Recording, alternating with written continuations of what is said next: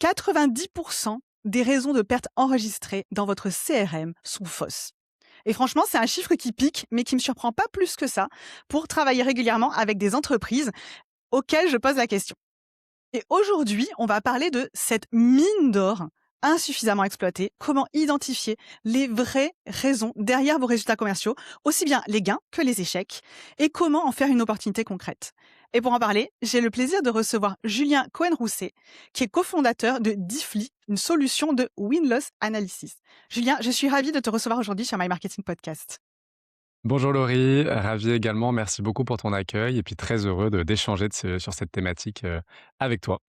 Écoute, moi, c'est quand j'ai découvert cette thématique, quand j'ai découvert Diffly par la même occasion, je me suis dit waouh, enfin quelqu'un qui va venir parler de ça, de ce sujet si capital, parce que je me suis retrouvée tellement de fois en galère à demander à des clients: «Est-ce que vous pouvez me donner les raisons de, ce qui fait que vous gagnez ou que vous perdez un deal?» Et ils n'étaient vraiment pas toujours capables de me répondre. Et ce que tu dis toi, parce qu'en fait le chiffre c'est toi qui me l'as communiqué, hein, c'est qu'au final même quand c'est renseigné, c'est faux ou partiellement vrai, on va dire. Est-ce que première question, est-ce que tu peux nous en dire un petit peu plus sur ce que c'est la win-loss analysis qui paraît un mot un petit peu barbare, on va dire un mot anglais, alors qu'en fait derrière l'idée est très simple? Oui, effectivement, tu as tout dit en fait. Le mot win-loss analysis peut paraître complexe, abscon, un peu barbare comme tu l'as dit. En réalité, c'est un process ultra simple et ultra logique. C'est un process qui vise à systématiquement collecter du feedback auprès de vos acheteurs. Donc toutes les entreprises B2B ont des prospects, toutes les entreprises B2B ont des clients. Et donc l'objectif d'un programme de win-loss analysis n'est ni plus ni moins que juste structurer le fait d'aller toujours chercher un feedback à la fin d'une opportunité gagnée ou perdue. Ou alors pendant la collaboration, ou alors une fois qu'un client est parti, ou qu'un client poursuit la collaboration. On est vraiment dans une logique de aller chercher le retour de tes prospects, de tes clients pour t'améliorer, pour récupérer un maximum d'insights sur ce qui fait la différence et à la fin des fins, comprendre et en tant que dirigeant B2B, je sais que tu as beaucoup d'auditeurs qui sont dirigeants d'entreprises B2B ici, comprendre les critères de décision qui ont eu une influence sur la décision du prospect ou du client de prendre cette solution B2B ou de partir. Oui, parce que finalement derrière l'idée, c'est de savoir ce qu'on peut en faire, et c'est vrai que souvent, moi ce que j'observe c'est, alors déjà quand ils me posent la question c'est: «Ah mais c'était à cause du prix». Ça c'est un truc que j'entends hyper souvent parce que, par défaut ou je pense que c'était ça et souvent c'est les raisons, soit on les invente, soit on dit que c'est presque de l'intuition. Alors qu'en réalité, toi, tu pars du principe et je pense que la réalité, c'est que derrière les arguments qu'on peut avancer ou qu'on peut suspecter, il y a parfois une toute autre réalité. Oui, absolument. Et effectivement, la raison de prix ou la raison de «on était trop cher» et c'est une raison, qui est, ultra facile à dire, mais qui ne C'est sûr. reflète pas, en fait, la complexité d'un deal, quoi. Dans un environnement B2B, un deal, donc une opportunité commerciale ou alors même un client, va prendre la décision de, continuer, de poursuivre, de prendre ta solution pour tout un tas de critères de décision avec des niveaux d'influence différents, d'ailleurs. Nous, on le voit et c'est une statistique qu'on a et qui est partagée aussi par des entreprises qui font pas mal d'analyses comme Forrester ou Gartner. Dans un processus commercial B2B, il y a entre 3 et 5 critères de décision qui vont influencer la décision finale. En aucun cas, un seul. Donc, effectivement, la raison prix, est souvent fausse, mais en plus de ça, c'est jamais la seule qui va expliquer la décision et le résultat pour un prospect ou un client de poursuivre ou d'acheter cette solution-là. Moi, j'irais même au-delà, c'est que si on dit que c'est systématiquement le prix, c'est que derrière on a, une offre qui n'est pas suffisamment différenciée, et qui n'est pas suffisamment mise en valeur ou du coup le prix devient, le critère de choix et ça veut dire que derrière, il faut identifier d'autres leviers, d'autres critères qui font qu'on va gagner des opportunités pour pouvoir capitaliser sur cela et que le prix ne soit plus un argument, d'échec de deal. Est-ce que tu peux, justement nous dire pourquoi c'est important pour toi? Presque j'ai envie de te demander pourquoi cette idée? Est-ce que toi-même, dans ton parcours, tu as vu que c'était une vraie souffrance? Parce que je sais que nous, chez My Marketing Experience, on a vu, enfin, tu vois, pour nous, c'est une vraie souffrance quand nos clients n'ont pas cette info. Qu'est-ce qui fait que toi, tu en es venu là? Alors toi et peut-être, les personnes avec qui tu as cofondé Diffly? Oui, bien sûr. Bah, en effet, moi, je suis un des cofondateurs de la société Diffly. Ça fait maintenant 3 ans qu'on a monté, la société Diffly, justement sur ce sujet de: mais comment on peut alerter les dirigeants d'entreprise sur ce qui se passe sur le terrain, sur ce que pensent les prospects, sur ce que pensent les clients.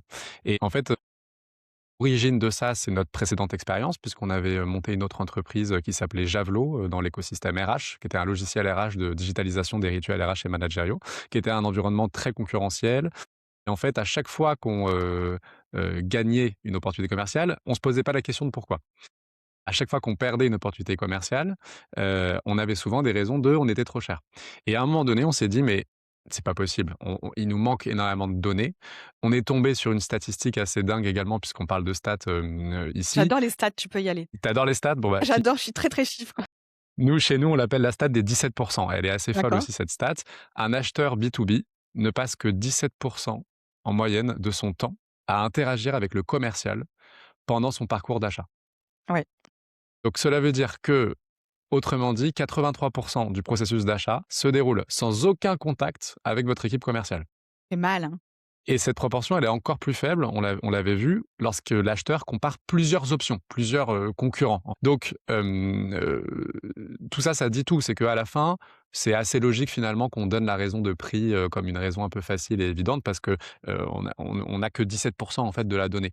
Donc c'est là où c'est intéressant d'aller au-delà, et d'être assez volontaire dans le fait d'aller réellement chercher un vrai feedback. Pour répondre à ta question sur l'origine, ça c'est cette stat qui nous a mis en mouvement. Également de l'expérience passée avec Javelot où on a mis en place ce programme de Win-Loss Analysis. On a tout simplement inversé les taux de conversion avec nos principaux concurrents grâce à ce process-là.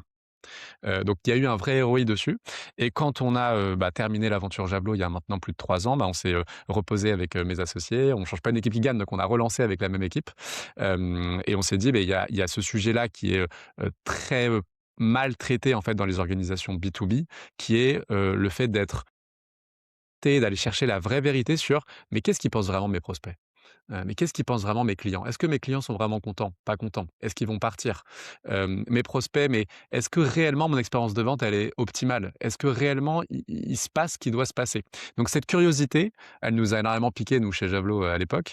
Donc là, maintenant, c'est ce qu'on propose à, aujourd'hui, plus de 100 clients, justement, d'aller chercher juste cette curiosité de se dire: «Mais est-ce que tu es vraiment sûr de ce qu'on pense de toi? Est-ce que tu es vraiment sûr que ton équipe commerciale ou ton équipe client ou de manière générale ton positionnement marketing», puisqu'on parle de marketing Ah ici, oui. est adapté, par rapport à ton audience, par rapport à tes prospects, par rapport à tes clients. Donc c'est ce qui nous a mis en mouvement, pour répondre à ta question sur l'importance de ce concept-là. Oui, parce que c'est pas banal et je pense qu'effectivement, pour en avoir conscience, il faut aussi l'avoir vécu, ou s'intéresser, tu vois, de près au sujet et alors, moi, l'idée, c'est pas de taper sur les doigts des commerciaux parce qu'en fait, comme tu l'as dit, c'est un programme. C'est quelque chose qu'il faut instaurer dans l'entreprise et peut-être, si on n'est pas déjà sensibilisé à ça, même si on est un excellent commercial, on n'aura pas toujours l'idée, le temps parce que, bah, on est sur le terrain, remplir un CRM, c'est pas toujours la chose la plus excitante du monde. Et du coup, bah, c'est une information qu'on va, au mieux, saisir en se disant: «Ça doit être le prix» ou «C'est l'argument qu'on m'a donné, donc je vais le saisir» et dans beaucoup de cas, en réalité, on va pas la saisir. Ce qu'on saisit aussi, c'est souvent la raison de la perte, du deal et pas si souvent pourquoi. Alors ça, c'est beaucoup plus rare. Pourquoi on a gagné un deal? Qu'est-ce qui a fait la différence?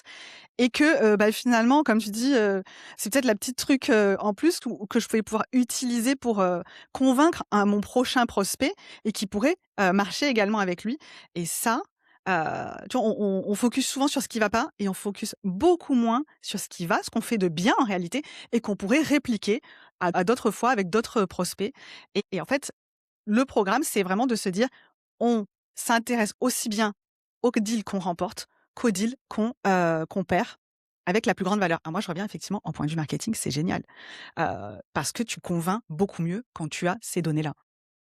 Ouais, c'est clair et d'ailleurs, nous, on le promeut énormément, hein, auprès de nos clients, les capitaliser sur ses forces, c'est clé. Bon et c'est peut-être, là, je fais une petite parenthèse même sur du management un peu RH, nous, de notre management chez Difly, il est, joué sur les forces, quoi. On pense qu'on peut être beaucoup plus performant en jouant sur les forces de chacun, plutôt que sur les faiblesses. Donc analyser les wins, analyser pourquoi tu gagnes, analyser pourquoi un client est content, qu'est-ce qui a été fait que le client est super content ou que le prospect a choisi ta solution par rapport aux principaux concurrents, c'est ultra clé et ça revêt souvent beaucoup, beaucoup de surprises.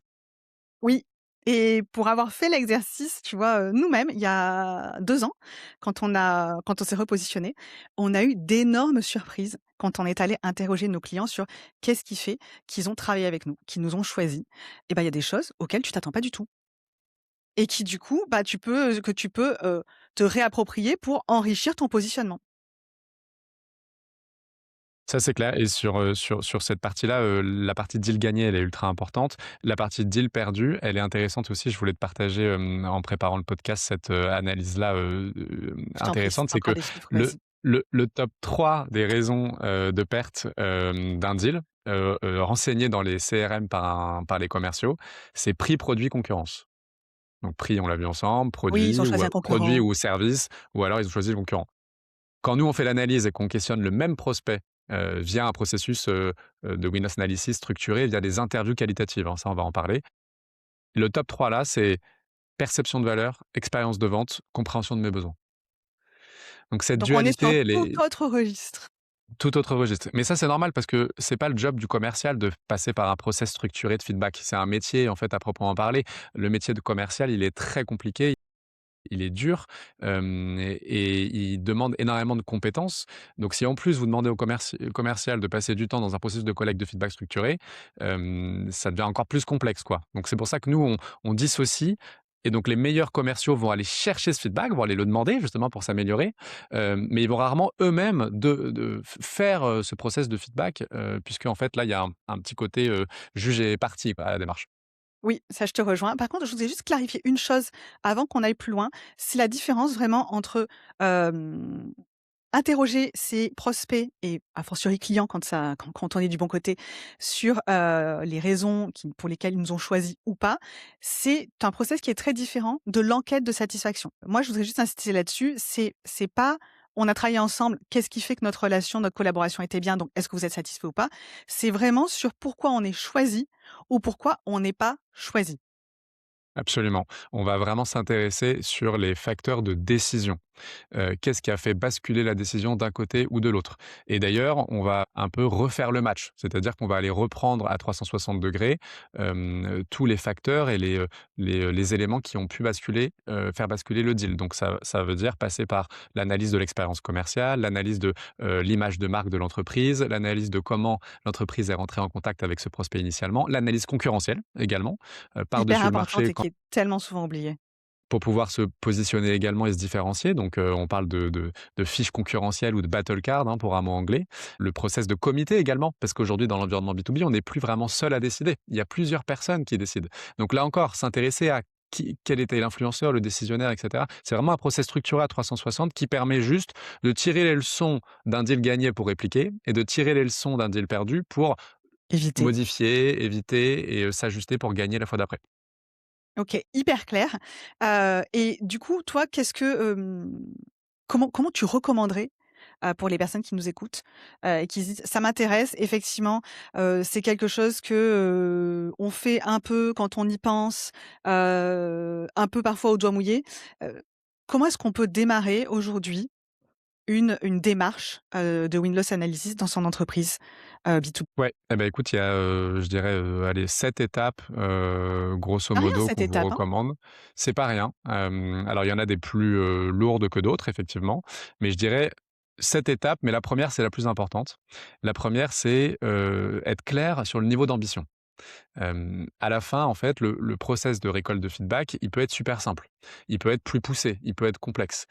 L'étape 1 que moi je vous recommande, qui est un peu une étape 0, c'est déjà de se dire pourquoi on le fait, quoi.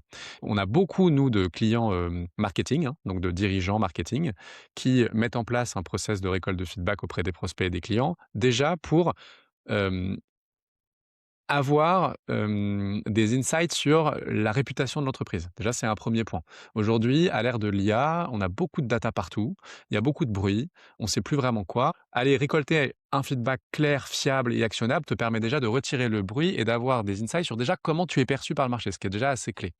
Le deuxième élément du pourquoi, c'est souvent pour justifier les investissements. Mmh. Aujourd'hui, quand une entreprise, investit, bah, il y a un ROI qui arrive plus tard, quoi. Donc pour prouver la valeur de cet investissement, la raison numéro 1, c'est de dire: «C'est demandé par nos prospects, c'est demandé par nos clients». Aussi, une des raisons pour lesquelles il faut lancer ce genre de programme, c'est pour aller justifier les investissements en ayant la preuve de, bah, voilà les verbatim demandés par le client, le prospect. Donc je te dis ça parce que c'est un peu l'étape 0, quand on démarre un peu de 0, c'est valider le niveau d'ambition, quoi, de ce programme de Win-Loss Analysis. Ensuite, ce que moi je recommande, souvent, c'est déjà de définir également quels sont les objectifs d'apprentissage. Quand on lance une démarche de récolte de feedback, il faut savoir être focus. Donc, c'est quoi les enjeux principaux de l'entreprise à aujourd'hui? Et sur cette base-là, on va aller traiter, la récolte de feedback, on va aller interviewer les bonnes personnes, envoyer des questionnaires aux bonnes personnes et on va du coup aiguiser ce programme de feedback. Je vous donne quelques exemples. Il y a des entreprises B2B, ils ont, plutôt une problématique dans, l'efficacité de ta stratégie commerciale. Dans ce cas-là, tu vas aller faire un focus sur uniquement tes prospects. D'autres, ils veulent, améliorer les fonctionnalités de ton produit ou alors les avantages d'un service. Donc ils vont aller focus sur cette partie-là. D'autres, on parlait de concurrents, j'ai un taux de conversion faible face à un de mes concurrents. Je veux améliorer ce taux de conversion-là. Bah, du coup, je vais Ou c'est toujours les avoir mêmes qui pour nous piquent, les deals. On perd toujours face aux mêmes. Ça, c'est une on perd situation qui toujours arrive face au même. hyper souvent. Ça, un objectif d'apprentissage, mieux comprendre pourquoi je perds systématiquement face à ce concurrent-là pour pouvoir après améliorer les choses. D'autres qui vont dire: «Je vais m'implanter dans une nouvelle zone géographique». Bah, j'ai besoin de comprendre les choses. D'autres qui vont dire, «J'ai, une équipe commerciale, régionale ou une équipe commerciale qui performe très bien, mais je vais envie de comprendre pourquoi, pour pouvoir tirer les autres vers le haut». Donc ça, c'est vraiment l'étape, un peu de base après avoir défini le niveau d'ambition, c'est quoi vos objectifs d'apprentissage? Qu'est-ce que vous cherchez à obtenir quand vous lancez un processus de récolte de feedback? Ça, c'est ce que je recommande à tous tes auditeurs qui, sont à un stade un peu, 0 ou 1, c'est-à-dire il y a quelques bribes de demandes de feedback par-ci par-là, mais c'est pas vraiment structuré. Moi, je vous recommande pas de partir sur le programme où on va récolter du feedback sur tout, tout de suite, de manière, à l'échelle, quoi. Moi, je vous recommande de prouver le ROI déjà par un petit cas d'usage sur un ou 2 objectifs d'apprentissage qui vous posent problème, un caillou dans la chaussure, ce que vous voulez traiter à horizon 3-6 mois, quoi. Super intéressant parce que c'est vrai que moi, ce que je vois le plus souvent, c'est, on perd toujours face aux mêmes, ou face à des concurrents et c'est toujours les mêmes. Ça, c'est des choses qui reviennent beaucoup, chez nos clients. Où, on a des leads, mais par contre le taux on a des leads qui entrent, par contre le taux de conversion est vraiment pas dingue. D'accord? Heu et souvent c'est aussi qu'est-ce qui fait qu'on n'a pas réussi à convaincre? Quels arguments on n'a peut-être pas eu et a fortiori aussi quels arguments on pourrait enfin tu vois le match gagnant, qu'est-ce qui a su convaincre certains clients plutôt que d'autres? Et ça c'est vrai que c'est hyper important parce que ça te permet d'affûter ton discours, commercial. Ça te permet d'affûter aussi ta tes axes de différenciation, ton positionnement et du coup, voilà, pourquoi vous gagnez, pourquoi vous perdez, ça permet, comme tu le dis, d'aller même beaucoup bien au-delà puisque tu as montré différents cas d'usage. Donc je pense qu'effectivement, savoir pourquoi on le fait avant de se lancer dedans parce que, ben, ça nécessite aussi, d'embarquer avec nous, l'équipe, hein, Ouais. c'est stratégique. C'est stratégique et je pense que c'est à ce moment-là qu'il faut qu'on dise que, ce qu'on recommande à tout prix pour ce programme de récolte de feedback, c'est de ne pas faire que des questionnaires. C'est un peu là, Entièrement d'accord. l'intérêt et ça c'est clé. Alors, bah, oui, ça prend du temps, mais en fait, c'est la clé. Faire des interviews, c'est la clé pour réussir un programme de win-loss analysis ou un programme de récolte de feedback. Donc, c'est pour ça que nous, ce qu'on recommande et donc c'est un peu l'étape d'après, pour ceux qui veulent se lancer, c'est de définir, quel segment d'opportunité commerciale ou quel segment de clients vous voulez sonder et le démettre dans 2 catégories. Catégorie 1, c'est les plus importants, faire des interviews d'une trentaine de minutes, ultra qualitatives avec ses prospects, avec ses clients pour comprendre ce que tu disais, les tenants, les aboutissants, avec un guide d'interview préétabli. Et à côté, autre catégorie, des questionnaires. Parce qu'effectivement, envoyer les questionnaires, si tu le fais bien, peut te permettre d'avoir des super taux de réponse, te permet d'avoir quelques insights. Tu auras jamais Ça la profondeur enrichit. des insights des interviews, mais ça enrichit. Ça va te donner le contexte, si tu veux.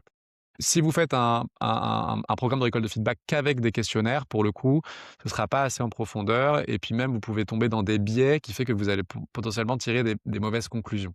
Donc la partie interview qualitative, elle est indispensable. Et est-ce que, à ton avis, on peut commencer par des questionnaires?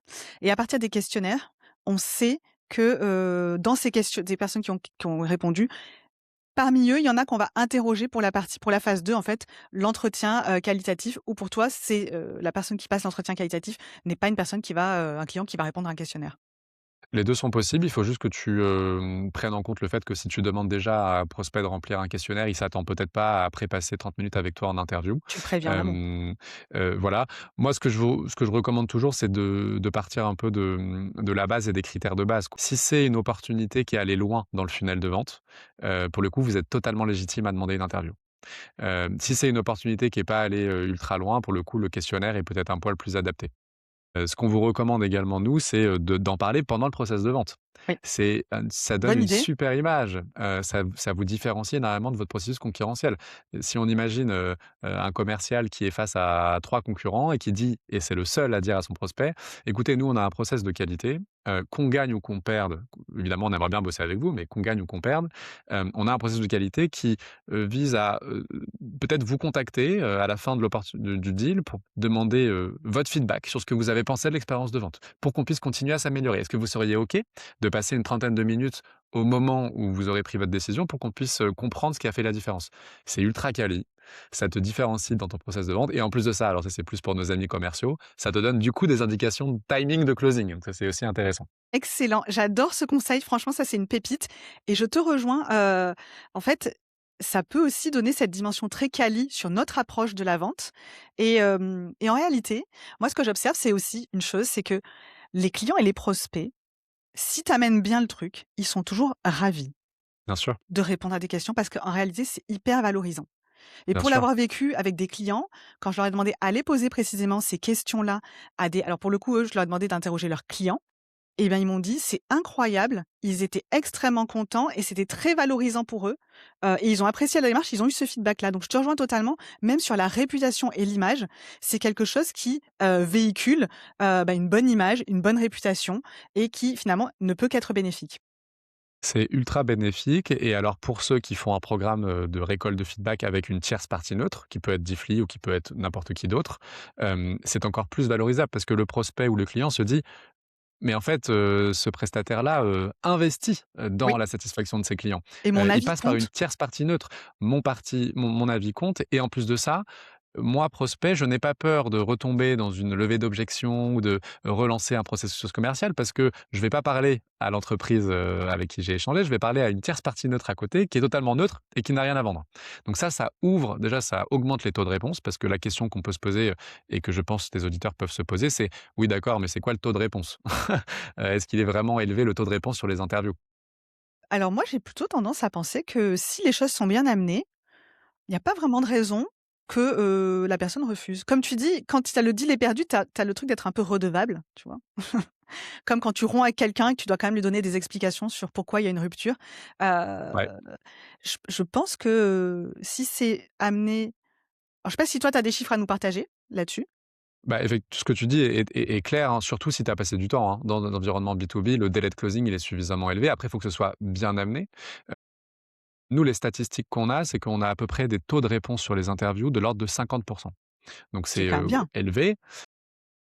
Après, tout le monde ne répond pas également. Là encore, tout dépend de tes segments et tout dépend de à quel point tu es allé loin dans le process de vente. Et puis aussi, chacun aussi doit se questionner sur la maturité de l'équipe commerciale. Tu as parfois des commerciaux qui, ne sont pas forcément à l'aise pour avoir cette approche-là au tout début. Donc ça vient aussi, tu vois, impacter directement le taux de réponse. Si c'est dit dès le départ comme un processus d'accompagnement commercial, dans ce cas-là, on peut se rapprocher. On a des clients qui fonctionnent comme ça de 90-95. Si c'est pas dit dès le départ, comme c'est le cas quand même dans beaucoup d'entreprises, dans ce cas-là, tu vas plus avoir des taux de réponse un peu plus bas. OK, donc finalement pour, bien mener ça, mieux vaut prévenir en amont, comme ça, entre guillemets, ils sont pas pris en traître ou pas en tout cas pas pris au dépourvu et ils savent déjà à la fin que, en tout cas la question sera posée, libre à eux d'accepter ou pas. Mais finalement tu Totalement. Totalement. Je te donne une recommandation, un peu actionnable de quelques-uns de nos clients. Dès qu'ils gagnent une opportunité commerciale, donc ils signent le contrat et ils annoncent aux prospects, désormais clients, que la première étape, c'est une interview avec Difly, pour comprendre qu'est-ce qui a fait la différence. Donc c'est la première étape de l'onboarding ou la première étape de l'accompagnement client, c'est une interview de 30 minutes, pour aller, justement faire cette fameuse interview qualitative. Donc ça, c'est annoncé, donc là, tu as des taux de réponse de 100. Ça, c'est un peu j'imagine un qu'il y a conseil personne qui actionnable. dise: «Ah non, non, en fait, ça nous gonfle, finalement on va pas le faire, on va pas travailler ensemble». Comme tu dis, c'est plutôt quelque chose qui est valorisé. Absolument. Et est-ce que, donc une fois qu'on a mis ça en place, que, on sait qu'il y a des questionnaires à la fois qu'il y a des questionnaires à la fois, ouais, quantitatifs et des interviews qualitatives. Alors quand je dis quantitatif, c'est-à-dire des questionnaires avec des réponses soit fermées, non, il peut y avoir des réponses ouvertes pour collecter aussi, le verbatim et voilà, c'était une chose sur laquelle je voulais insister, c'est que, moi, ce dont je me rends compte, que ce soit le questionnaire avec des questions ouvertes ou l'interview client, la valeur qui est sous-cotée et qu'on a trop tendance à transformer, c'est le verbatim du prospect ou du client, c'est-à-dire ses propres mots. Parce qu'on a souvent tendance à s'approprier les mots et à les transformer dans notre vocabulaire à nous. Alors qu'en réalité, il faut surtout s'approprier le vocabulaire de nos prospects et de nos clients, que ce soit aussi bien, voilà, gagné que perdu, parce que, ça n'a pas du tout le même impact d'utiliser leurs propres mots derrière pour construire nos messages, construire, les discours le discours commercial et ça, c'est, cette récolte de feedback justement permet d'obtenir, bah, cet or pour moi, c'est de l'or, hein, c'est de l'or en barre quand on a les mots des clients. Tu touches là le sujet clé, en fait, hein. Tu touches le sujet Ah, clé j'ai du biais. spoilé, pardon. Le biais, enfin moi je m'intéresse énormément à ces sujets-là, tout ce qui est biais cognitif et effectivement dès que tu reformules, en plus de ça en France, moi j'adore, cette langue parce qu'un mot peut vouloir dire plein de choses, c'est pour ça qu'on n'arrête pas de s'engueuler. Ouais. Et donc Oui, et on donc le s'engueule avec un verbatim vocabulaire client, enrichi. exactement, voilà, et donc le garder le essentiel et garder le vrai verbatim client, c'est ultra clé. C'est pour ça que c'est un métier en fait de faire ces interviews. Ça s'improvise pas, et donc c'était une étape, que je voulais te partager justement par rapport à ta question initiale qui est que, il faut, se mettre d'accord sur un guide d'interview. Donc ce guide d'interview doit être co-construit avec toutes les parties prenantes, donc potentiellement la partie marketing, la partie commerciale, la partie dirigeant, hein. Les dirigeants sont, une peur du dirigeant, d'un directeur général ou d'un président ou autre, c'est juste de pas être au courant de ce que pensent leurs prospects et leurs clients sur une tendance récurrente qui revient. Ça, c'est la peur numéro un quoi des dirigeants d'entreprise. Donc, le fait de faire un guide d'interview, structuré, qui suit généralement le parcours d'achat. Alors nous, on pourra, partager avec les auditeurs des exemples, hein, de guides d'interview, des exemples de questions à poser. Volontiers. Ça, c'est clé, et également la posture d'avoir que des questions ouvertes, de poser plusieurs fois la question, mais de manière un peu différente, de laisser volontairement des blancs. En gros, c'est un métier. Nous, on s'inspire des méthodes du FBI, hein, pour, tu vois, dans les interviews qu'on fait, parce que ça génère derrière, et en fait, on revient nous à l'essentiel, quoi, tu vois? Si tu t'arrêtes à l'argument numéro un de, bah, en fait, vous étiez trop cher, qui peut être quelque chose qui est dit par ton prospect même en interview, hein, tu vois? Mais le Oui, job de l'intervieweur mais justement, derrière c'est de trop dire: «Mais cher, il y a toujours quelque c'est-à-dire? chose. Il y a quoi?» Et tu creuses et généralement, c'est les 5 pourquoi, hein. Nous, c'est un peu la méthode qu'on a, tu reviens aux 5 pourquoi et tu reviens vraiment à la Fonctionne très base de bien qu'est-ce comme qui a fait. méthode, hein. Voilà, absolument. OK, donc derrière, d'avoir vraiment quelque chose de structuré avec, bah, en fait, ce qu'on appelle la questiologie, hein, la manière de poser des questions, la manière d'aller creuser derrière certaines réponses pour essayer d'obtenir la vérité. Parce que parfois, même le prospect, quand il répond à la question, lui-même n'a pas conscience de, la vraie raison. Donc il va peut-être dire le prix.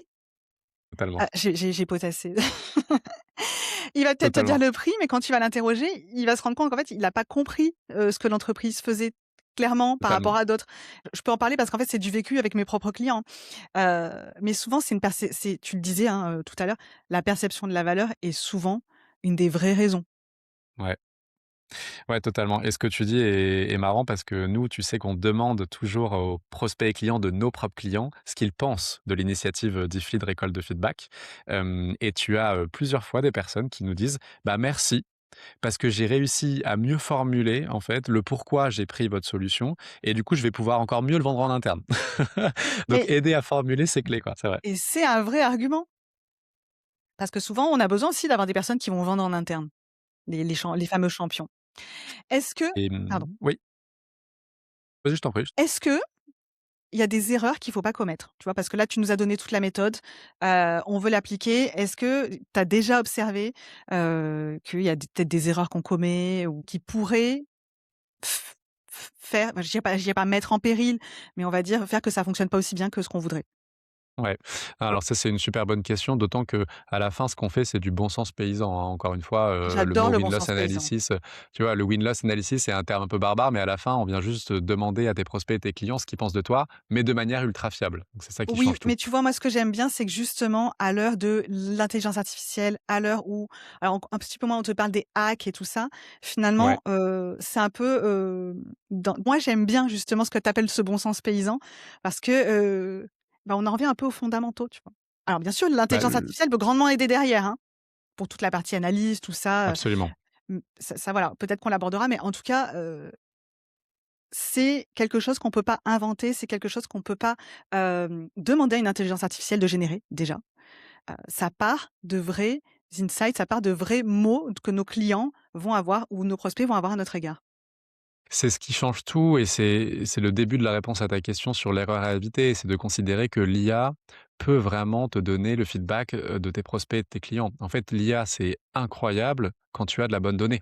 Donc Exactement. l'enjeu clé ici pour les dirigeants, c'est d'avoir de la bonne donnée. En l'occurrence, dans les organisations B2B, aujourd'hui, la donnée que tu as, c'est quoi? C'est ton CRM. Ton CRM, tout le monde Qui sait que dépend la dont donnée, dont elle la est quali fausse. voilà, dont la qualité de la donnée dépend, étroitement de ceux qui la saisissent. Exactement. Ça dépend, de potentiellement les données un peu publiques, tu vois? Sur internet, sur ce qui peut sortir, d'accord? Qui peuvent être Ça utiles, hein. dépend, qui peuvent être te donner le contexte, et tu as des données généralement alors, certaines entreprises l'ont et c'est un super outil, s'équipent d'outils d'enregistrement de rendez-vous, de réunions. Et ça, c'est génial pour aider justement les commerciaux dans leur technique, dans leurs compétences, mais on revient à la stat des 17. Ça te donnera jamais les vrais, critères de décision qui font que tes prospects et tes clients te prennent. Donc en fait, tu as pas la bonne donnée pour, justement, récolter vraiment le feedback fiable. C'est là où on revient à l'humain, qui te donne, effectivement, via ces interviews qualitatives, de la donnée brute sur ce que pensent tes clients et puis après, effectivement, l'IA te permet de le faire. Ça touche du doigt, pour répondre à tes questions sur les erreurs, la dernière étape un peu du programme qui est le fait de partager et de communiquer, en interne aux bonnes personnes, les insights récupérés et de les agréger. Donc l'IA aide énormément sur ça. Qu'on voit et qu'on peut voir, c'est de ne pas structurer les traitements de réponse. C'est-à-dire que quand tu fais une interview, il faut que tu aies, déjà et là encore on peut en partager à tes auditeurs, ce qu'on appelle une bibliothèque de critères de décision. Structurée, donc on recommande d'en choisir entre, 15 et 25. On Ce qui est distingue déjà pas mal. généralement plusieurs grandes familles de critères, ce qui est déjà pas mal. Par exemple, produits, services, expérience commerciale, prix, packaging, entreprise, accompagnement client, et cetera. Donc ça, c'est déjà la base pour déjà structurer, un peu l'approche. Après, l'erreur à vraiment éviter, c'est de ne pas impliquer les dirigeants ou les C-level sur cette approche. Tout le monde est concerné par la récolte de feedback. Ça peut aller concerner évidemment l'équipe marketing, l'équipe vente, l'équipe, client, l'équipe parfois produit, service. C'est indispensable d'impliquer les C-level. D'ailleurs, beaucoup de dirigeants d'entreprise souhaitent être plus, proches de leurs clients ou, le fameux customer centric, mais peu arrivent réellement à mettre en place des choses. Donc, et quand on est dans une équipe marketing, et qu'on cherche à avoir de l'impact, le point 1, c'est déjà d'aller, récolter du feedback fiable sur tes prospects et tes clients. Et il L'autre faut que erreur qu'on les a vue sales et le marketing se parlent un petit peu aussi. C'est vrai qu'il faut c'est pas juste avec les dirigeants, c'est vraiment toutes les équipes, soient autour de ce projet, je pense. exactement et donc une manière d'aligner les équipes, c'est de donner la voix brute du client et du prospect, puisque ça vient objectiver. C'est un peu ça le problème parfois quand on voit des désalignements entre l'équipe sales et marketing, c'est que chacun y va de son histoire. Et donc il faut écouter chacun l'histoire des autres, mais il faut aussi objectiver et unifier, les avis des uns des autres autour de la voix du client, et autour de la voix du prospect. Donc quand on montre un verbatim client qui est clairement explicité par le client, qui n'a pas été retraité par l'IA, bon, en fait, ça met d'accord tout le monde, hein. Exactement. Voilà ce que je peux voir également comme erreur, à éviter, c'est, ne pas le faire en continu. La vérité du lundi est pas celle du vendredi, hein. Les entreprises évoluent, les prospects également, l'environnement concurrentiel également donc faire une analyse, one shot, te servira à horizon 2-3 mois et pas plus, quoi. Donc ça, c'est une erreur, assez facile, je pense, à éviter.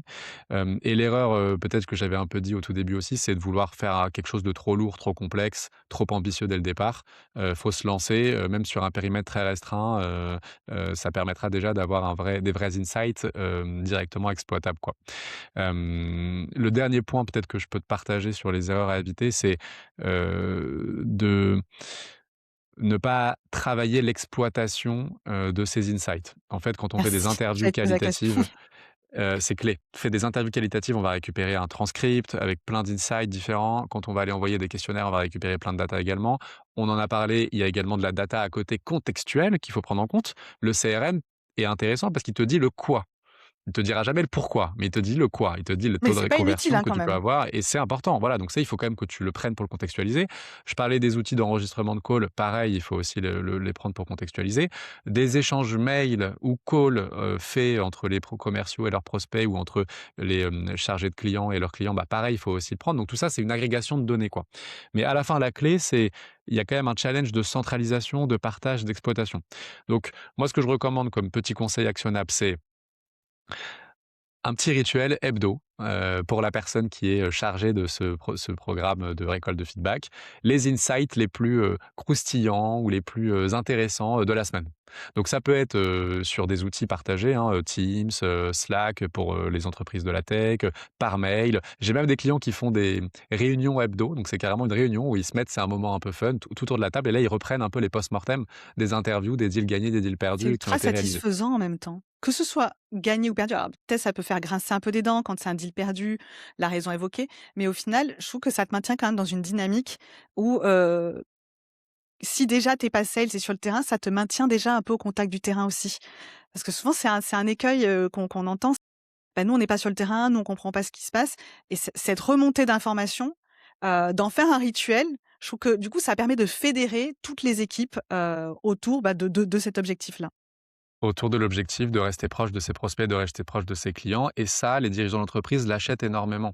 Mais ça donne Donc du sens effectivement, aussi, je trouve. Tu vois? Bon, on va pas donner épiloguer là-dessus, mais je trouve que ça donne beaucoup ouais, c'est plus de vrai. sens encore, aux autres fonctions clés de l'entreprise qui sont peut-être pas en contact direct avec les clients. Absolument et effectivement, pour surfer sur ce que tu viens de dire, les petits conseils un peu exploitables que je peux vous donner, c'est également de réfléchir à comment ça va aider dans le quotidien les collaborateurs avec qui je travaille. Et là, ce qui est fou et ce qui est intéressant, c'est que le fait de récolter du feedback auprès de tes prospects et tes clients a plein, plein, plein de déclinaisons. Dans une logique un peu plus marketing, comme tu l'as dit, on récolte du feedback positif. Feedback positif de nos clients peut être utilisé pour des témoignages clients, des case studies, des testimonials.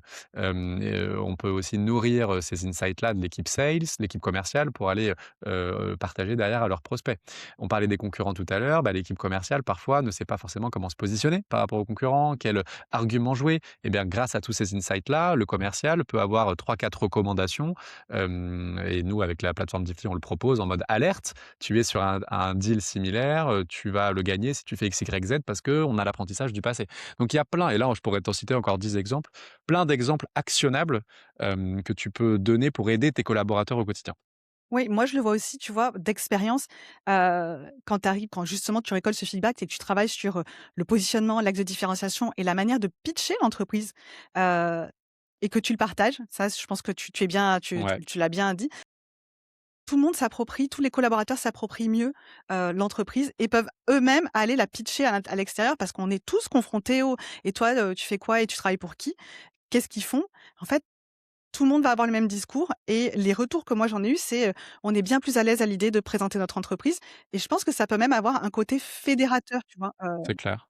Développement de la Ouais, présence à l'entreprise. Donc limite, c'est tu vois, clair. sur le volet RH, tu RH, c'est en ce que sauras un j'allais petit dire, peu ouais. plus que moi, mais je pense qu'il y a des externalités positives dont on n'a pas conscience au départ.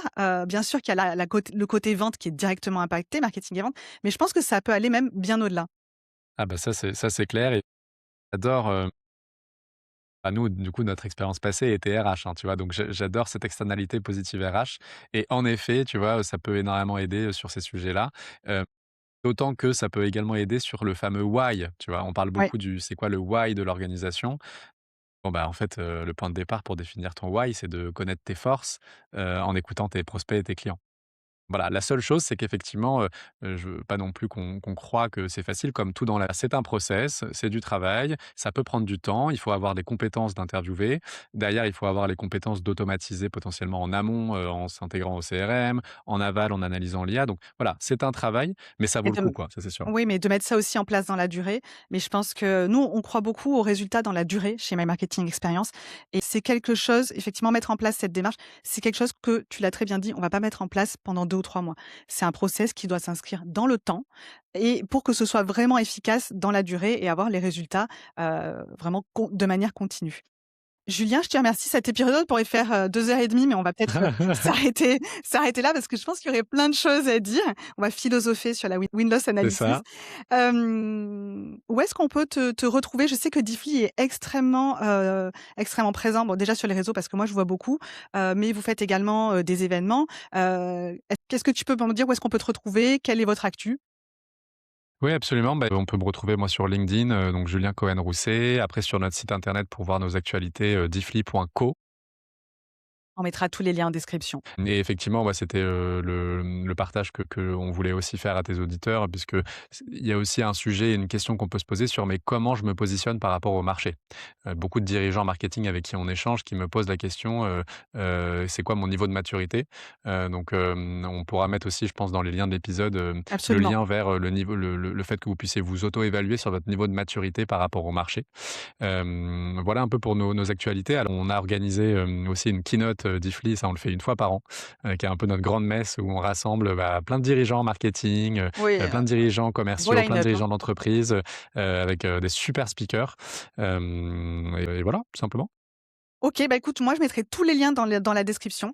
Julien, j'ai été ravie de te recevoir. Merci pour tous tes partages. C'était hyper concret, c'était hyper actionnable et je pense que ça a dû donner envie à pas mal, d'entre nous, enfin et des personnes qui nous écoutent, de mettre ça en place. D'ailleurs, n'hésitez pas à nous dire dans les commentaires si vous avez déjà mis ou essayé de le mettre en place, une démarche de win-loss analysis ou si vous découvrez ça et que ça vous a donné envie, de vous y mettre. Julien, je te dis à très bientôt. Un grand merci pour ton accueil Laurie et puis j'espère que voilà, tout ce qu'on a, pu, échanger, va plaire à tes auditeurs et puis à très bientôt.